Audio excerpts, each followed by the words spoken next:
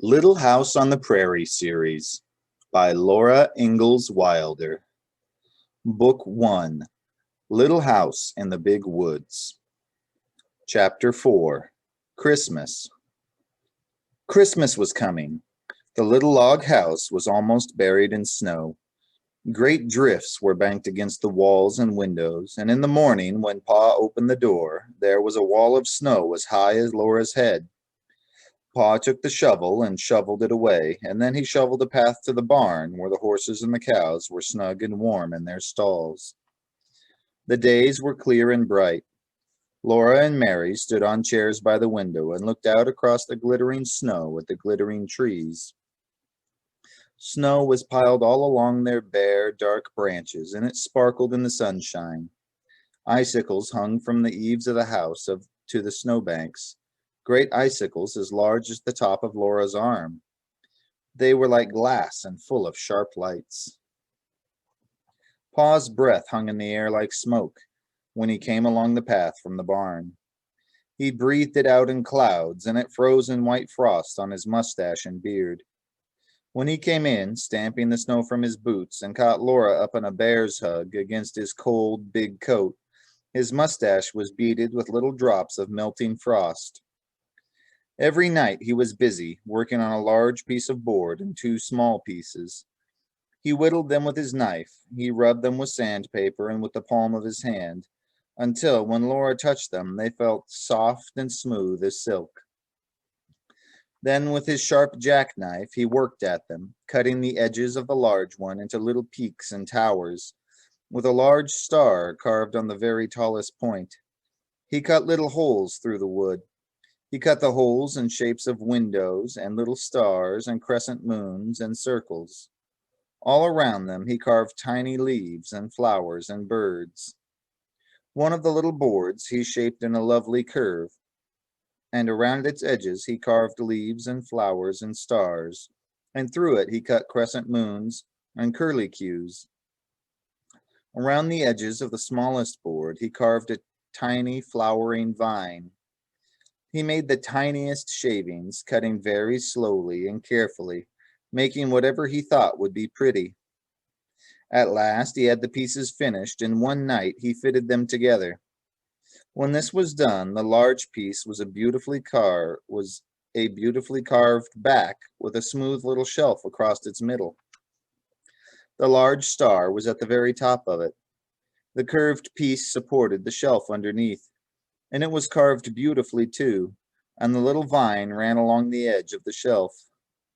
Pa had made this bracket for a Christmas present for Ma. He hung it carefully against the log wall between the windows, and Ma stood her little china woman on the shelf.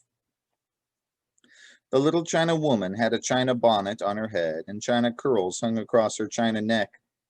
Her china dress was laced across in front, and she wore a pale pink china apron and a little gilt china shoes. She was beautiful, standing on the shelf with flowers and leaves and birds and moons carved all around her, and the large star at the very top. Ma was busy all day long, cooking good things for Christmas. She baked salt rising bread and rye and Injun bread and Swedish crackers and a huge pan of baked beans with salt pork and molasses. She baked vinegar pies and dried apple pies and filled a big jar with cookies, and she let Laura and Mary lick the cake spoon. One morning she boiled molasses and sugar together until they made a thick syrup, and Pa brought in 2 pans of clean white snow from outdoors. Laura and Mary each had a pan, and Pa and Ma showed them how to pour the dark syrup in little streams onto the snow. They made circles and curlicues and squiggly lines, and these hardened at once and were candy. Laura and Mary might eat 1 piece each, but the rest was saved for Christmas Day. All this was done because Aunt Eliza and Uncle Peter and the cousins, Peter and Alice and Ella, were coming to spend Christmas. The day before Christmas they came. Laura and Mary heard the gay ringing of sleigh bells, growing louder every moment. And then the big bobsled came out of the woods and drove up to the gate. Aunt Eliza and Uncle Peter and the cousins were in it, all covered up, under blankets and robes and buffalo skins. They were wrapped up in so many coats and mufflers and veils and shawls that they looked like big, shapeless bundles. When they all came in, the little house was full and running over. Black Susan ran out and hid in the barn. But Jack leaped in circles through the snow, barking as though he would never stop. Now there were cousins to play with. As soon as Aunt Eliza had unwrapped them, Peter and Alice and Ella and Laura and Mary began to run and shout. At last Aunt Eliza told them to be quiet. Then Alice said, "I'll tell you what let's do. Let's make pictures." Alice said they must go outdoors to do it, and Ma thought it was too cold for Laura to play outdoors. But when she saw how disappointed Laura was, she said she might go, after all, for a little while. She put on Laura's coat and mittens and the warm cape with the hood and wrapped a muffler around her neck and let her go. Laura had never had so much fun. All morning she played outdoors in the snow with Alice and Ella and Peter and Mary making pictures. The way they did it was this. Each one by herself climbed up on a stump, and then all at once, holding their arms out wide, they fell off the stumps onto the soft, deep snow. They fell flat on their faces. Then they tried to get up without spoiling the marks they made when they fell. If they did it well, there in the snow were 5 holes, shaped almost exactly like 4 little girls and a boy, arms and legs and all. They called these their pictures. They played so hard all day that when night came they were too excited to sleep. But they must sleep or Santa Claus would not come. So they hung their stockings by the fireplace and said their prayers and went to bed. Alice and Ella and Mary and Laura all in one big bed on the floor. Peter had the truddle bed. Aunt Eliza and Uncle Peter were going to sleep in the big bed, and another bed was made on the attic floor for Pa and Ma. The buffalo robes and all the blankets had been brought in from Uncle Peter's sled, so there were enough covers for everybody. Pa and Ma and Aunt Eliza and Uncle Peter sat by the fire talking, and just as Laura was drifting off to sleep, she heard Uncle Peter say, "Eliza had a narrow squeak the other day when I was away at Lake City. You know Prince, that big dog of mine?" Laura was wide awake at once. She always liked to hear about dogs. She lay still as a mouse and looked at the firelight flickering on the log walls and listened to Uncle Peter. "Well," Uncle Peter said, "early in the morning, Liza started to the spring to get a pail of water, and Prince was following her. She got to the edge of the ravine where the path goes down to the spring, and all of a sudden, Prince set his teeth in the back of her skirt and pulled. You know what a big dog he is. Eliza scolded him, but he wouldn't let go, and he's so big and strong she couldn't get away from him. He kept backing and pulling till he tore a piece out of her skirt." "It was my blueprint," Aunt Eliza said to Ma. "Dear me," Ma said. "He tore a big piece right out of the back of it," Aunt Eliza said. "I was so mad I could have whipped him for it, but he growled at me." "Prince growled at you?" Pa said. "Yes," said Aunt Eliza. "So then she started on again toward the spring," Uncle Peter went on. "But Prince jumped into the path ahead of her and snarled at her. He paid no attention to her talking and scolding. He just kept on showing his teeth and snarling. And when she tried to get past him, he kept in front of her and snapped at her. That scared her." "I should think it would," Ma said. "He was so savage I thought he was going to bite me," said Aunt Eliza. "I believe he would have." "I never heard of such a thing," said Ma. "What on earth did you do?" "I turned right around and ran into the house where the children were and slammed the door," Aunt Eliza answered. "Of course Prince was savage with strangers," said Uncle Peter. "But he was always so kind to Eliza and the children, I felt perfectly safe to leave them with him. Eliza couldn't understand it at all. After she got into the house, he kept pacing around it and growling. Every time she started to open the door, he jumped at her and snarled." "Had he gone mad?" said Ma. "That's what I thought," Aunt Eliza said. "I didn't know what to do. There I was, shut up in the house with the children and not daring to go out, and we didn't have any water. I couldn't even get any snow to melt. Every time I opened the door so much as a crack, Prince acted like he would tear me to pieces." "How long did this go on?" Pa asked.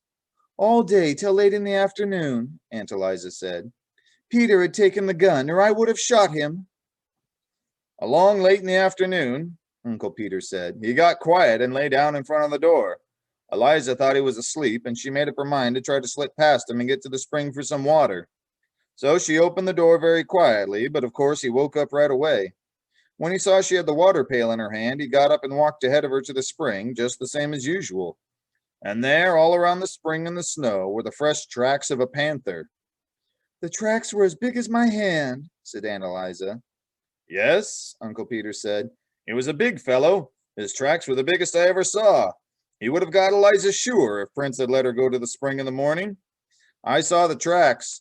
He'd been lying up in that big oak over the spring, waiting for some animal to come there for water. Undoubtedly, he would have dropped down on her." Night was coming on when she saw the tracks, and she didn't waste any time getting back to the house with her pail of water. Prince followed close behind her, looking back in the ravine now and then. "I took him into the house with me," Aunt Eliza said, "and we all stayed inside till Peter came home." "Did you get him?" Pa asked Uncle Peter. "No," Uncle Peter said. "I took my gun and hunted all round the place, but I couldn't find him. I saw some more of his tracks. He'd gone on north, further into the big woods." Alice and Ella and Mary were all wide awake now, and Laura put her head under the covers and whispered to Alice, "My, weren't you scared?" Alice whispered back that she was scared, but Ella was scareder, and Ella whispered that she wasn't either, any such thing. "Well, anyway, you made more fuss about being thirsty," Alice whispered. They lay there whispering about it till Ma said, "Charles, those children never will get to sleep unless you play for them." So Pa got his fiddle. The room was still and warm and full of firelight. Ma's shadow and Aunt Eliza's and Uncle Peter's were big and quivering on the walls in the flickering firelight, and Pa's fiddle sang merrily to itself. It sang Money Musk and The Red Heifer, The Devil's Dream, and Arkansas Traveler. And Laura went to sleep while Pa and the fiddle were both softly singing, "My darling Nellie Gray, they have taken you away, and I'll never see my darling any more." In the morning, they all woke up almost at the same moment. They looked at their stockings, and something was in them. Santa Claus had been there. Alice and Ella and Laura in their red flannel nightgowns, and Peter in his red flannel nightshirt, all ran shouting to see what he had brought. In each stocking there was a pair of bright red mittens, and there was a long, flat stick of red and white striped peppermint candy, all beautifully notched along each side. They were all so happy they could hardly speak at first. They just looked with shining eyes at these lovely Christmas presents. But Laura was happiest of all. Laura had a rag doll. She was a beautiful doll. She had a face of white cloth with black button eyes. A black pencil had made her eyebrows, and her cheeks and her mouth were red, with the ink made from pokeberries. Her hair was black yarn that had been knit and raveled so that it was curly. She had little red flannel stockings and little black cloth gaiters for shoes, and her dress was pretty pink and blue calico. She was so beautiful that Laura could not say a word. She just held her tight and forgot everything else. She did not know that everyone was looking at her till Aunt Eliza said, "Did you ever see such big eyes?" The other girls were not jealous because Laura had mittens and candy and a doll, because Laura was the littlest girl, except baby Carrie, and Aunt Eliza's little baby, Dolly Varden. The babies were too small for dolls. They were so small they did not even know about Santa Claus. They just put their fingers in their mouths and wiggled because of all the excitement. Laura sat down on the edge of the bed and held her doll.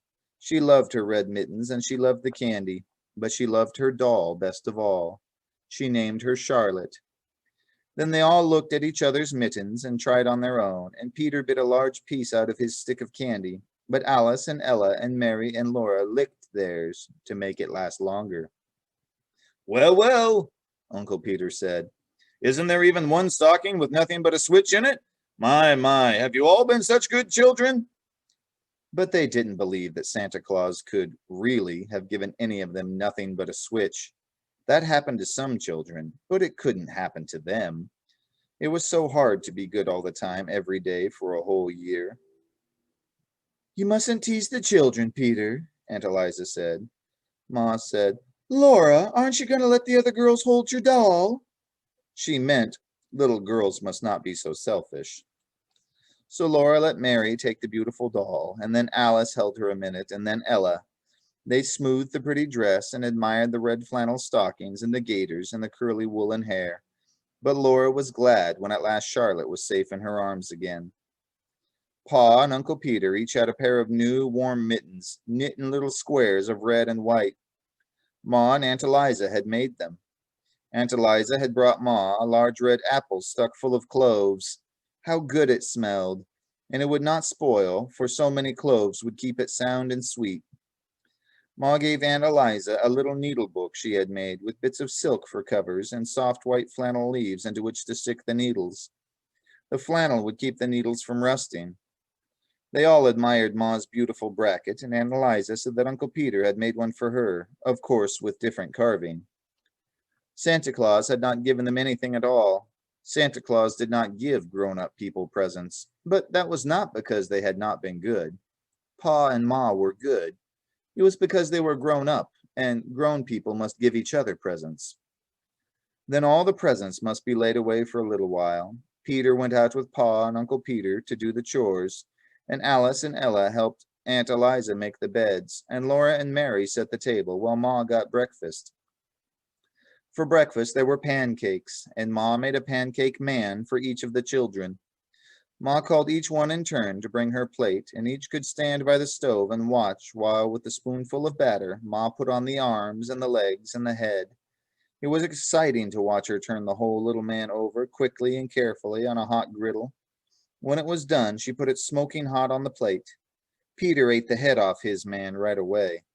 But Alice and Ella and Mary and Laura ate theirs slowly in little bits. First the arms and legs, and then the middle, saving the head for the last. Today the weather was so cold that they could not play outdoors, but there were the new mittens to admire and the candy to lick. And they all sat on the floor together and looked at the pictures in the Bible, and the pictures of all kinds of animals and birds in Pa's big green book. Laura kept Charlotte in her arms the whole time. Then there was the Christmas dinner. Alice and Ella and Peter and Mary and Laura did not say a word at table, for they knew that children should be seen and not heard. But they did not need to ask for second helpings. Ma and Aunt Eliza kept their plates full and let them eat all the good things they could hold. "Christmas comes but once a year," said Aunt Eliza. Dinner was early because Aunt Eliza, Uncle Peter, and the cousins had such a long way to go. "Best the horses can do," Uncle Peter said. "We'll hardly make it home before dark." So as soon as they had eaten dinner, Uncle Peter and Pa went to put the horses to the sled, while Ma and Aunt Eliza wrapped up the cousins. They pulled heavy woolen stockings over the woolen stockings and the shoes they were already wearing. They put on mittens and coats and warm hoods and shawls and wrapped mufflers around their necks and thick woolen veils over their faces. Ma slipped piping hot baked potatoes into their pockets to keep their fingers warm, and Aunt Eliza's flat irons were hot on the stove, ready to put at their feet in the sled. The blankets and the quilts and the buffalo robes were warm too. So they all got into the big bobsled, cozy and warm, and Pa tucked the last robe well in around them. "Goodbye, goodbye," they called, and off they went, the horses trotting gaily and the sleigh bells ringing. In just a little while, the merry sound of the bells was gone, and Christmas was over. But what a happy Christmas it had been!